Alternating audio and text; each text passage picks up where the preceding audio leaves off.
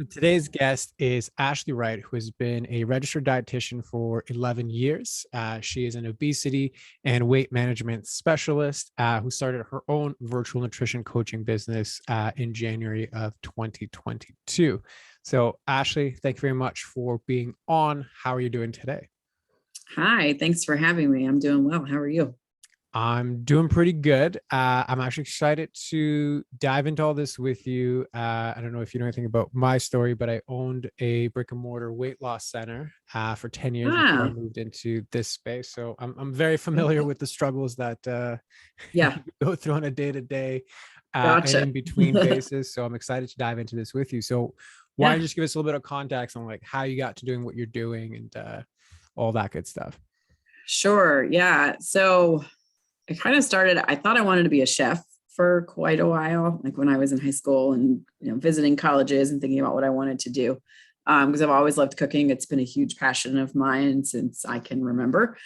So I almost went to culinary school and then kind of decided the hot kitchen till 2 a.m. really wasn't my deal. And I wasn't quite sure where I wanted to go with it. And I also enjoyed like the sciencey aspect of things, and like chemistry came into play. And so I had these ideas that were going around, and um, I decided like to go to community college after high school to try to like hash out what I really wanted to do. And nutrition like kept coming up in conversations with people and what I was thinking about. And I ended up looking at Penn State's nutrition program. I'm from Pennsylvania originally, and I had a dream that I went there to go look at their program, and I ended up going. It was just kind of strange, like things just kind of worked out how they were supposed to, and I loved it. And so I got my RD, became a registered dietitian, and I've been working pretty much in the outpatient nutrition arena for my whole career since I became an RD about 11 years ago. So always doing one-on-one nutrition counseling. That's what I really enjoy. And I enjoy like forming the relationships with my clients. That's one of the things that I value more than anything. Being inpatient in the hospital, while I give huge props to all the RDs that do it, it wasn't for me. So I really wanted to have more of that time that I get to spend with somebody to really get to know them on a deeper level, because there's so much, that goes into nutrition. And, with me, I really just wanted to focus on more the behavioral and mindset aspects and all those other components that go in, because we both like majority of people know what healthy eating looks like. Basically, it's the implementation and the behavior and how you grew up and all those other aspects that came into it. So that really kind of drove me to want to do my own thing, to be able to do things the way that I wanted to, and reach a broader audience. And I have two young kiddos, and I wanted to start my journey as an entrepreneur to have more time to be able to spend with my family. So that's Very the cool. short and sweet of it anyway. It was brilliantly just succinct to the Yeah. point, all the highlights, like it got right to the point. So Yeah. yeah, kudos to you for that. And yeah, it absolutely makes sense. And I mean, I completely and utterly understand and support the whole sentiment of like so much of the nutrition game, if you want to call it that, is like about the protein and the carbs, and so much of it is really about the gap between like here's the recommendation and here's you doing it. Right. That gap can be very wide or very dark, as far as like I don't know why it's not Mhm. closing. That's really where the Right. meat of all of that is. So it sounds like that's really what your coaching and your work is really about. Definitely. Yep. Beautiful. So I'd love to then dive into like knowing this about you, knowing, Mhm. why you're doing what it is that you're doing, and how, what are the business challenges that you're experiencing right now? Mhm. Well, right now, so I'm still currently working my regular full-time job. So that's one of the challenges, just being, I'm starting my business and working and being a mom. So I'm trying to balance my time and use my time efficiently. And growing my audience on social media is a beast. And um, I'm getting better with it, but just like growing my audience and connecting with clients organically and that type of thing is like one of the biggest things that, I'm getting better with, but I feel like I can improve at. And just, like knowing how to make the most of my time effectively. Cause sometimes I feel like I can be like, kind of like, oh, the squirrel thing where you're like looking at so many things. Then once you start learning about business stuff, the floodgates open and all of these things come out into your world. And I've really been working on my mindset more than anything lately. And that's one thing that I've learned over the last couple of months, to kind of have that like meditation, self-reflection, mindfulness time for yourself, which I don't always get every day, but I'm working to do every day. I know that's kind of a lot of things at once, but yeah, those are all the things that are floating around in my mind on a daily basis right now. Yeah. Got it. So if you can narrow it down in your own words, like what are the Yeah. actual like business ceilings, business Mhm. challenges specifically? Honestly, it probably all boils down to my mindset more than anything. I think it's like the imposter syndrome that creeps in, and you see other people that, and they're quote unquote, doing so well. You don't really know what anybody else is doing. And like just feeling like you're confident enough to actually make it happen for yourself, and like reassuring yourself that you're going to do this and you're going to reach your goals. I guess it's just like the fear of the unknown. And I'm a very like to have my ducks in a row and know what to expect and have a plan, and I'm organized. And going into entrepreneurship, like you can only do that to a certain point, and you kind of have to give the rest up, to the powers that be, I guess, if that makes sense. Absolutely. So when you say it's about mindset, it seems like Mhm. there's a lot of different factors. You mentioned the imposter syndrome, you mentioned confidence, you Mhm. mentioned the uncertainty and the fear of the unknown. Mhm. So just to bring it back then, more tangible, and I know I keep coming Yeah. back here, but I have a reason for No, it. no. Um, does that translate into like, I don't have enough clients to quit my job, I don't have enough leads, it's a combination of both, or I'm talking to people but I'm talking to the wrong people? Like what actually manifests Yeah. in your business? Yeah. Um, Probably the first two things that you said, like right now I don't have enough clients to completely leave my job now. And or enough leads coming in. And yeah, those are probably two of the biggest things. And it's just like, I guess just staying consistent with putting myself out there, like on social media, and knowing how to connect effectively on a day-to-day basis. Yeah, the lead generation part is definitely a challenge because, as you know, when it comes to nutrition and all of that, it isn't like it's something that people have to really want. It's not a necessity to hire me as a nutrition coach. Like you got to go get your hair done, you got to go to the doctor, you got to do these certain things, but nutrition is a choice.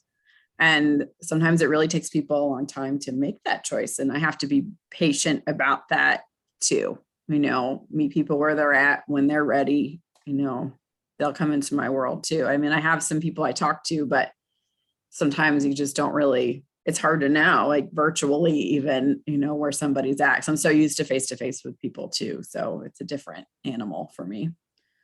Got it. It's kind of like hard to matter to the people that actually need you most. Like I can't read the Yeah. room, I don't know exactly where they're at, I don't know Right. what, like I put it out into this black box and I don't get any like direct feedback. So I don't know where it's going. Mm-hmm. And that's translating into, well, I don't have enough conversations and leads with the people that I could be Right. speaking to, which translates into, I don't have enough clients to actually quit my job. So is that kind of Mm-hmm. accurate? You got it. Yep. Okay. Mm-hmm. And just to kind of zoom out of that before we dive back into the mindset piece, Mm-hmm. how is this affecting you day to day? Mm-hmm. I feel like it causes me some anxiety. Um, Anxiety is something I've dealt with anyway previously prior to becoming an entrepreneur. I get kind of like antsy and nervous about things fairly easily. So I think just like and I'm always like somebody that I guess I need like the validation type of thing, if that makes sense. Like when you think of like the love languages, if people talk about it's like the words of affirmation, that's by far me. And, you don't always get that coming back to you when you're putting stuff out there to people. So I think for me, it's hard to sometimes get past that point. So like I feel like it's always on my mind. And I guess that's something as an entrepreneur, like your business is going to be on your mind a lot. And sometimes like separating that, like when I'm with my kids and my family, I want to just be thinking about them and not thinking about things I should be doing to generate more leads. I think that's a challenge for me, like compartmentalizing everything right now. Got it. So it kind of sounds like it's not allowing you to be present with your family. Sometimes. Yeah. Okay. Got it. Mhm. And 1 second. So in that case, Mhm. you had mentioned the like I need validation, like words of affirmations, my love language. So you had mentioned this in the context of the posting, right? Like the content of the social Mhm. media. So I don't get any of the Yeah. feedback back. So Mhm. what would be validating for you in that instance? Mhm. Yeah, I guess even just to get more, and I know that like you hear this over and over again, like don't worry about your likes and don't worry about, the comments. Like people are out there watching, but you don't necessarily know that they are unless they like or comment or send you a message or something along those lines. So just seeing more people at least like engaging with something that I put out there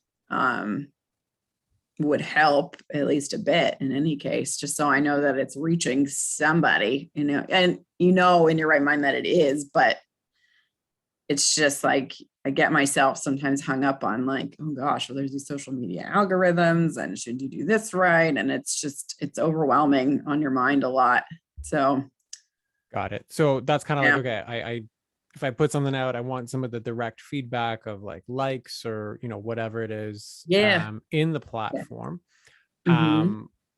The question was more like, what validation do you need? So even if you got those things, what Mm-hmm. need for you is it Mm-hmm. actually validating? Mm-hmm. Oh gosh, probably that people like me. I guess that's I've always been a people pleaser type person, and like yeah, that's probably what it boils down to, that like what I'm doing is actually like people are liking it, and I'm sure there's people that are not, and that's just the nature of the game. But yeah, I'm not used to just putting myself out there to so many either. So I And wasn't a huge social media person like prior to all of this, but when you're a business owner, you kind of have to be. got it. So Yeah. in that vein, Mhm. if, and it's hypothetically, so if people Yeah. didn't like me, then fill in the blank. If people didn't like me, then I don't know if my business is going to be successful. Okay. Mhm. So my business won't be successful if people don't like me. There's When a I hear lot it out loud, riding it sounds a on little crazy. Yeah. emotional logic always does. It never sounds Yeah. logical, right? Yeah. But you see how that carries Yeah. a lot of weight on It like, is. if people like me, like if I say the thing that's going to get the most appeasing response, Mhm. that's going to make my business successful. Yeah. Is that really true? No, it's not. No. No, right? Mm-mm. Because it's like, people post puppy videos and there's still people out there that are like, this sucks, this is stupid, like why are you Right. posting puppy videos, right? That's true. And who like doesn't love puppies? But yeah, there are people that Exactly, don't. right. Right. Yeah. 100%. True. True. So when you have all of these things, right? So like there's the imposter syndrome, right? You mentioned the confidence of like, do I generally believe like this can actually happen for Yeah. me? I've seen other people, but I don't know if like it can happen for me. A lot of unknowns that I have to navigate doing this. People need to like me in order for me to actually succeed. So now I'm not even thinking about how can I go forward and put the thing that's most valuable to the other? How can I, like you said, meet Mhm. people where they're at content wise? Before Yeah. I even get there, there's a filter of I have to put something that people need to like. So probably there's going to be a lot of stress on like things got to look pretty, things got to look polished, things got to be correct. Things got to be Yeah. neutral so that everybody in the end likes me, because if they don't like me, then they're not going to actually Yeah. have a successful business. So how does all of that sound to you? That makes total sense. Yes, absolutely. Okay. So when you hear all of that, or when you're Mhm. kind of thinking back onto it, Mhm. what does this cause day to day inside of like the operations of your business? Like, how does this affect you when you're actually trying to work? Mhm. I would say it probably, well, I shouldn't say probably. I know it prevents me sometimes from making a post or putting something out there consistently. I know that much. Because I'll overthink it. And then I'm like, oh gosh, I don't know if I can do this today. And so I don't. And when I just should and not worry so much about it. Okay. So basically inaction, right? Like I will choose Yep. to hide in whatever capacity, whether I avoid posting, whether I overthink what I need to post, but I've spent some time making a half a post, but I just don't do it because Mhm. all of these kind of head trash elements start to play in. Mhm. Okay. Yep. And what kind of patterns does this create in your business? Like, is it long Mhm. stretches of no clients? Like, what ends up happening? Mhm. Yeah. And there's been periods like that. There was definitely, and now looking back, there was in April, I was way more consistent with posting and putting things out there. And April was one of the best months that I had thus far as a business owner. Now I'm like, yeah, right, Ashlee, you know what you got to do. Yeah, I think it's, I, I usually just, I try to just stick to doing social media like Monday through Friday and give myself the weekend to be with my family. Those are the kind of the boundaries, parameters I decided to do. But then I find myself coming to Monday morning and being like, okay, here we go again. I got to get myself back in the social media groove. And sometimes it takes me a little while to get back in there. And then I'm not posting something till maybe later Tuesday when I should have planned to just do it Monday and not worry about it as much. Got it. So And I think I need to be better about like planning ahead with that kind of thing too. So so is it necessarily planning or sticking to the plan that you make? by sticking to the plan that I make. Mm-hmm. Okay. Mm-hmm. Um, because that's an important distinction, right? Like, oh, like then I can just Right. plan and then it'll look like I'm actually productive. But the reality is we're just avoiding the real issue, which is I have a pretty Mm-hmm. good plan already. I'm just not executing on it. Right. Right. Mm-hmm. So that's distinction number one. And then number two, she said April was like a good month because I was just going all in, like I was Mm-hmm. posting, and it was the best month that I've had. Yep. What was happening in February and March? February and March, I was still pretty new to the game. I started my business in January. And so January was kind of like getting myself mentally ready, I guess, more than anything. So February was when I really started putting myself out there on social media. So that was the very first time ever. Mm-hmm. So I had a few clients that came in February and March. But the one thing so I have a business coach that I do work with, and she did this video challenge in April where she wanted us to get out on video on Facebook or Instagram, whatever it is, so many times a week. And then whoever got the most points or whatever in this challenge got a prize. And I was like, well, I'm going to take this challenge and I wasn't necessarily expecting to win it, but I did want to show up for the challenge and do what I said I was going to do. So I kind of have to like push myself that, that's my challenge every month, not just when somebody else, tells me that, they have this going on. So it did push me because I always want to be true to my word and things that I commit to. So I got to be better at committing to myself. Got it. So Mm-hmm. great observation and awareness first and foremost. That's exactly what my question was going to be, Yeah. which was, okay, so there was this external stimulus Mm-hmm. to execute on the courage and like dive deep into this uncomfortable thing. When I Yeah. did that, not only did I get the results that I wanted, but it was like exactly the thing that was necessary to push me out of my comfort zone. As Mm-hmm. soon as that external stimulus is gone, suddenly everything dips, right? The consistency Mm-hmm. dips, the results of those actions end up Yeah. disappearing. So there's this gap between it being actually internally motivated versus externally motivated. Mm-hmm. So before I go on, how does that land for you? No, that's definitely what it is.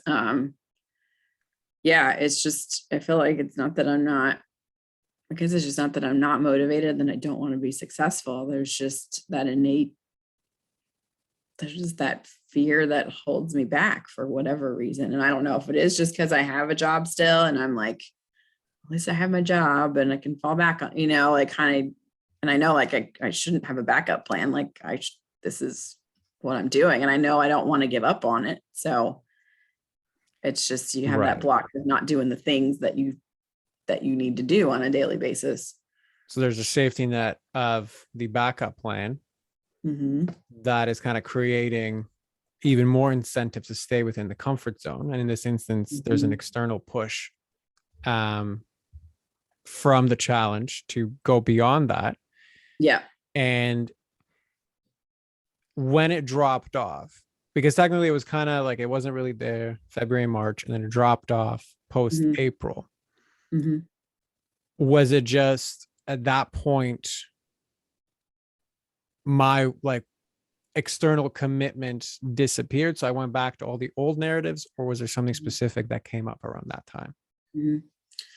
No, I didn't necessarily go back to the old narratives. I feel like I was doing at least a little bit better than I was the previous 2 months in any case. Yeah, I don't know. I feel like recently in the last couple of weeks, I've been a little bit less fuel to the fire, and I'm not really sure what triggered it for me exactly. Yeah, I don't know. I can't quite pinpoint it. That's okay. Yeah.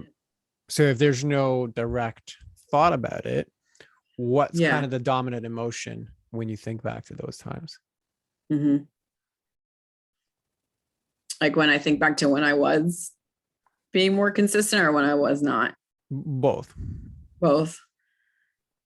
Um,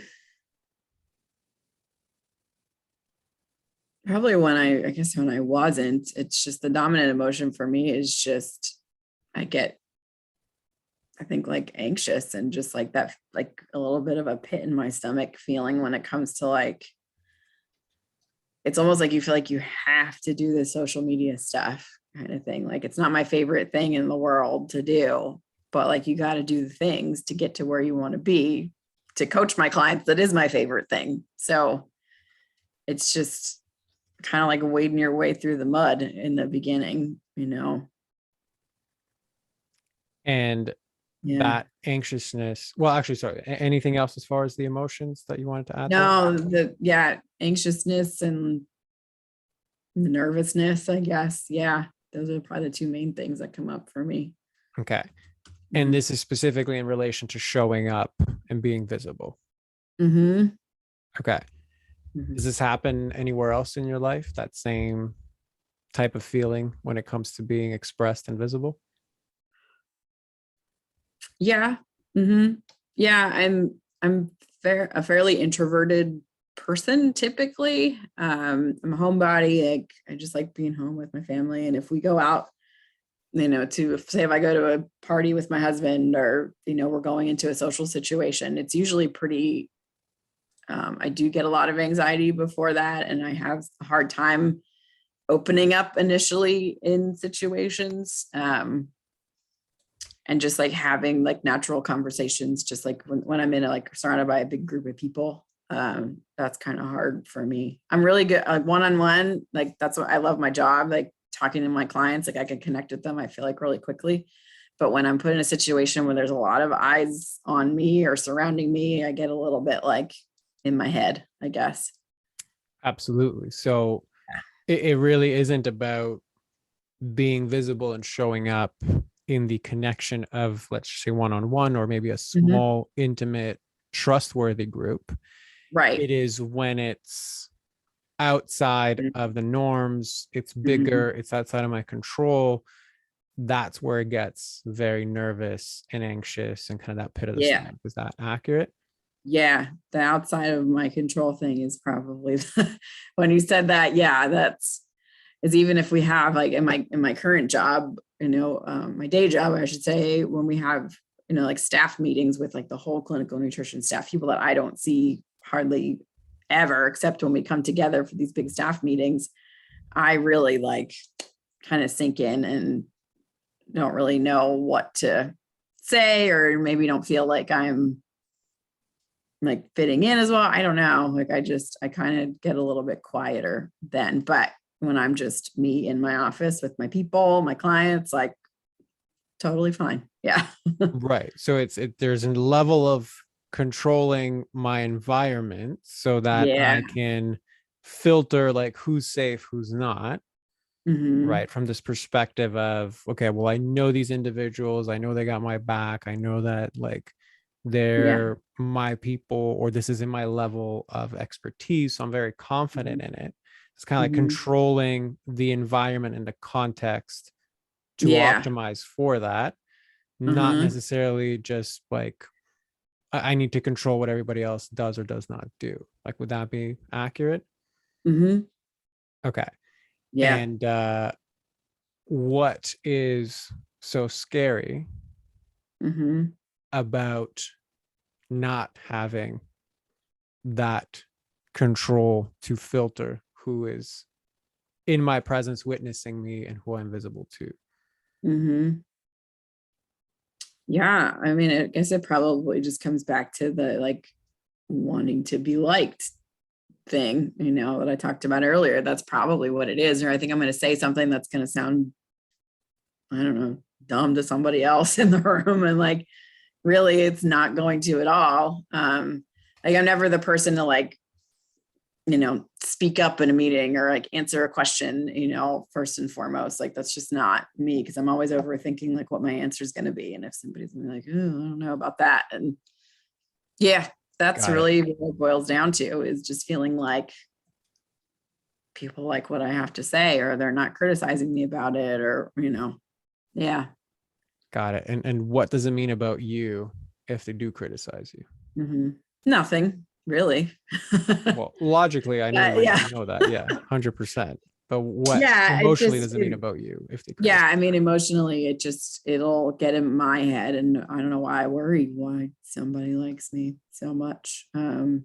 Perfect. But So it what makes me nervous emotion if would I'm that doing the be? right thing, I guess. Yeah. So if people criticize me, then what emotion do you feel? Mhm. Mm, sadness, probably, like a little bit of like, I feel a little down on myself. So some version of I'm not good enough. Like, does that resonate with Yeah. you? Mm-hmm. Okay. Yeah. And is that something that's been a very ongoing pattern? Mm-hmm. Yeah. Okay. Yep. And how does all of that land for you? Mm-hmm. Mm-hmm. Yeah, that's when I say that out loud, it's a little it's a lot on my mind, honestly, you know.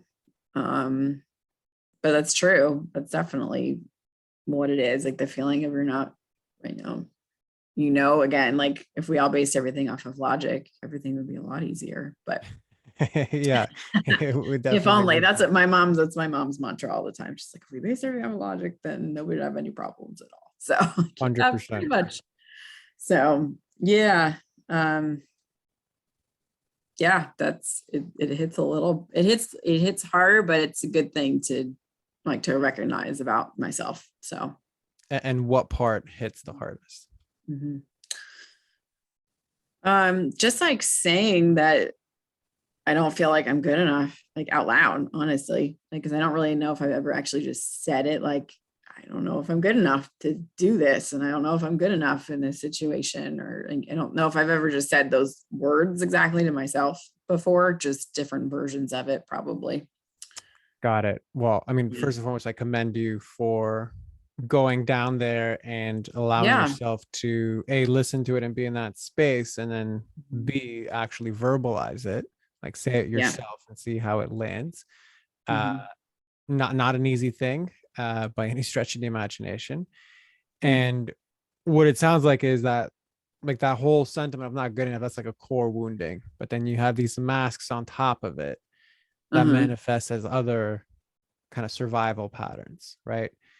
The Mhm. imposter syndrome, right? So like, well, that's a prettier label than I'm not good enough, Right. right? I'm Right. not Yeah. confident That's the word you in make hear most often anymore. Yeah. correct. And you get Yeah. the benefit because it's kind of quote unquote socially acceptable, right? Like, oh yeah, Right. me too. I can resonate with that. Like it's not as harsh Right. as I'm not good Saying, oh, enough, and I could, right. Yeah. Yeah.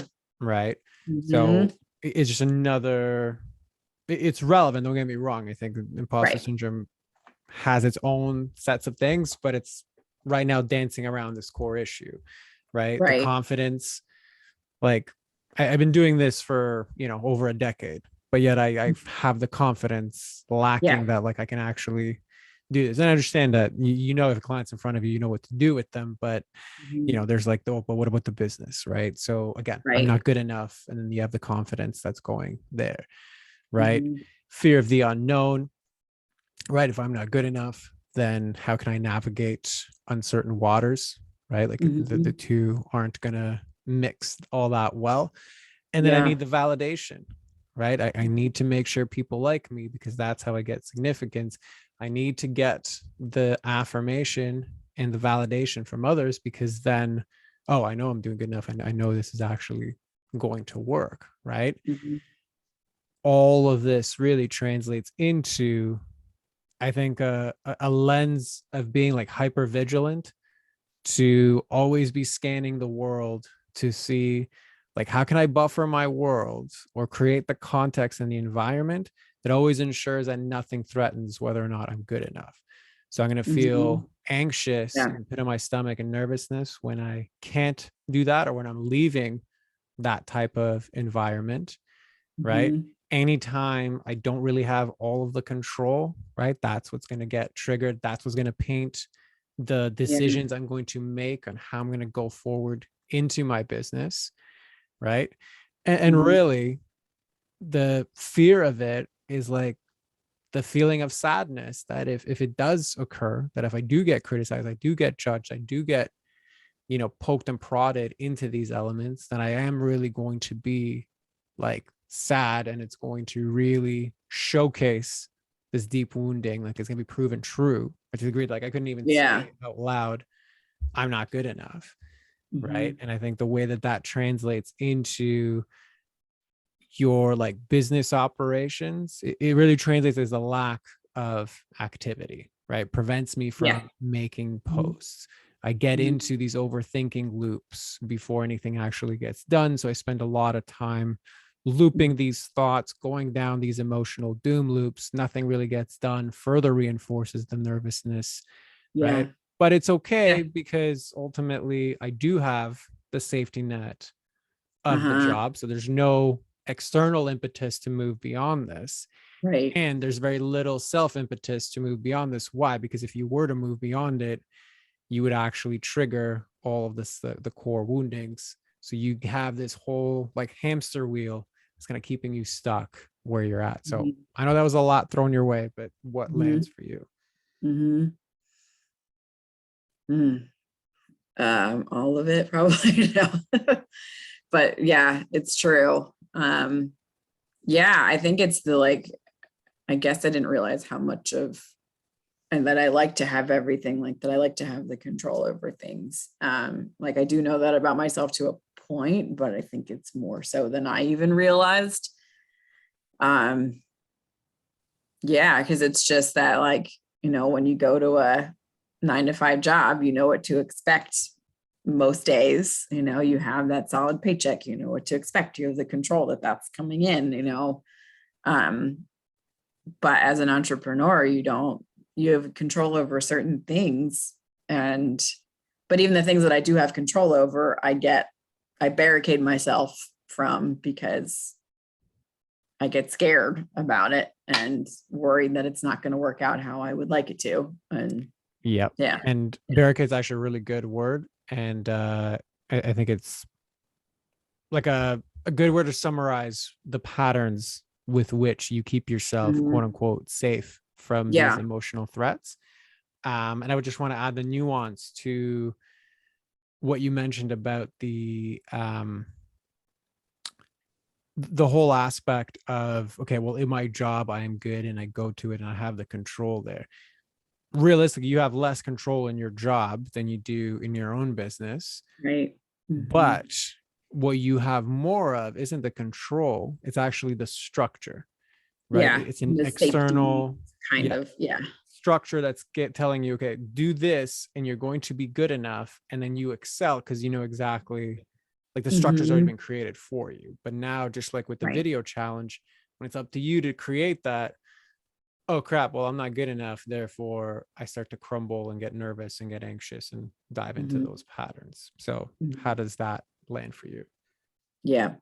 Yeah. That makes sense for sure. Yeah. Because, when you're in a job, you could be chosen to just be let go tomorrow. And, and you don't have control over that piece. While it seems safe, we all know, in the last couple of years, there's been lots of changes and things that have happened to people with their jobs. So I need to take the control. I mean, I shouldn't use that word, but I need to be, I need to create my own future with my business and not rely on somebody else to create it. So 100%. So, yeah, I think that makes sense. And I mean, as I said before, like there's only so much we can do in a container like this, but right. overall, just looking at how your narratives, how your emotions, how your patterns affect and are kind of responsible for the business challenges that you're experiencing. Like, does this feel complete for you, or is there still something left outstanding? Mm-hmm. Yeah, no, it definitely makes sense to me for sure. Perfect. So then if you can just begin to close us off and summarize in your own words, what did you come into here kind of thinking about as your business issues? And then what were your biggest takeaways and aha moments afterwards? Mm-hmm. Yeah, I mean, I came into it thinking about, the struggles of not having, the amount of clients that I need to have to quit my job, and, the lead generation part and all of that, and thinking like, even if it's maybe something like, is there something logistical that I'm missing in my business? Am I missing some kind of piece? And then I found myself sometimes like searching for things instead of looking inside myself to see, well, what is it that I'm doing that's keeping me from getting to where I want to be? So I think like having this conversation really helped me to see, that it is me, a lot of me wanting to have the control and just getting that validation, that external validation that I'm doing the right thing, when I have to have that internal validation of myself that, okay, Ashlee, you're doing the things that you need to do. And you just have to keep doing them every single day and not overthinking them, and just putting yourself out there and not trying to be, the version of yourself that you think other people want to see, as if that makes sense. I just need to just be me. Some people aren't going to like it. Some people are. And that's just the nature of the beast. You're not going to have every single person out there who wants to work with you and wants to like you all the time. So yeah, I just need to stop. It's like my own self-limiting beliefs about me, that I need to get past and need to work on, probably more than anything. 100%. So beautifully summarized. And yeah, I couldn't agree more with that. So to then just close us off, why don't you let everybody know, who's the best person to find you? Where can they find you? Floor is yours for that. Yeah. So I primarily work with busy on the go moms such as myself, with weight loss and losing weight in a sustainable way without getting rid of any of the foods that they love or restricting themselves.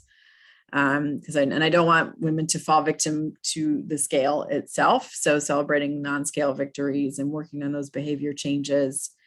So I do everything virtually, so I can see anybody from anywhere in my nutrition coaching practice. And my business name is Why Eat Wise. So whyeatwise.com will be ready here shortly in the next couple of weeks. So I'll have my website up and running. So by the time this podcast is out, it will be up there. So you can find me at Why Eat Wise. You can also find me on Instagram at Why Eat Wise as well. And if you look me up, it's Ashlee with 2 E's and Wright. There's not many Ashleys with 2 E's out there, so you'll probably find me that way too.